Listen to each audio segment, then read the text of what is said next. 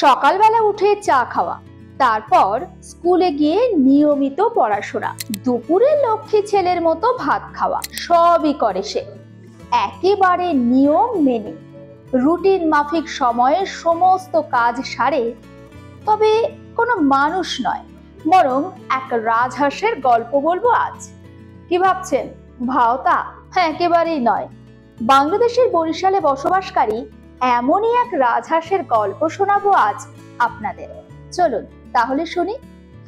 বাংলাদেশের বরিশালের ফিরোজপুর নাজিরপুর গ্রামে খোঁজ মিলল অদ্ভুত এক রাজহাঁসের। সেই রাজহাঁস চা খায়, স্কুলে গিয়ে পড়াশোনা করে, কচি কাঁচা শিশুদের সঙ্গে বেঞ্চে বসে নিয়মিত পড়াশোনা করে সে। স্থানীয় কৃষক জাকির হোসেন পুত্র স্নেহে হাঁসটিকে বড় করছেন। তিনি জানাচ্ছেন, রাজহাঁসটিকে নিজের ছেলের মতোই ভালোবাসেন তিনি। ভালোবেসে একই পাতে হাঁসটির সঙ্গে ভাতও খান জাকির। রাজহাঁসটিকে নিয়ে ঘুরতেও বেরোন তিনি। মানুষের সঙ্গে কথা বললেও মাথা নেড়ে জবাব দেয় রাজহাঁসটি। তবে এখানেই শেষ নয়, পড়াশোনা করতেও নাকি ভীষণ ভালোবাসে হাঁসটি।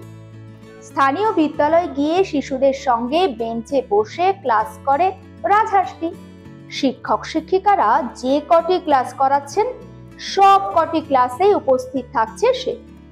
ভবিষ্যতে বিশ্ববিদ্যালয়ে রাজহাঁসটিকে ভর্তি করার ভাবনা রয়েছে বলে জানান জাকির হোসেন। রাজা রাখছি, রাজা তোর নাম আছে, তারপর আমি রাজা রাখছি যে আমি রাজাকে ডাক দিলে চলে আসবে। মূলত আমার কথাটা বুঝতে। আমরা শুনছি যে ও নাকি চা খায়, তারপর স্কুলে ক্লাসে যায়, যাইয়া বাচ্চাদের সাথে ঘুরে ফিরে আবার চলে আসে।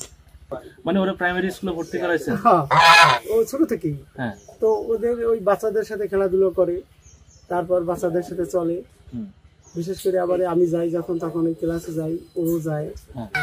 স্কুলের বিষয়টা বলেন তো একটু। স্কুলের বিষয়টা হচ্ছে যে ও বাচ্চাদের সাথে ক্লাসে যাবে, ক্লাসে যাইয়া ও বেঞ্চের উপরে বসবে, বসে কত সময় ওর মতো দেখাশোনা করবে, আবার ডাক দিলে চলে আসবে।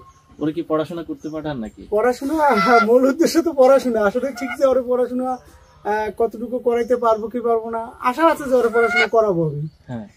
এটা আমার বিশ্বাস যে ও যখন আমার কথাটা এতটুকু শুনছে, তাহলে আশা করি ও পড়াশোনা ওরা আমি শিখাইতে পারবো, মানে ওর ভাষায়। কি এমন রাজহাঁস আগে কখনো দেখেছেন? দেখেননি তো? এমনই আরো অদ্ভুত গল্প শোনাবো। চোখ রাখুন আর প্লাস নিউজ ডিজিটাল।